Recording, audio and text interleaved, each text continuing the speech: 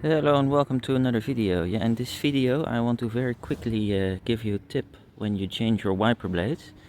Here on my 2019 Bolt EV I went the previous time with these Michelin wipers. I made a video about them, how to install them. I'm very happy with them, but I've noticed that I have had some issues with the rain sensor. And on all the websites, including Amazon, it says that the 680 model, so the 68 centimeter model that I have here, Michelin radius beam, is compatible. But what they don't tell you is that you're actually 2 centimeters short of hitting the rain sensor, causing the wiper blade from time to time to go absolutely bananas.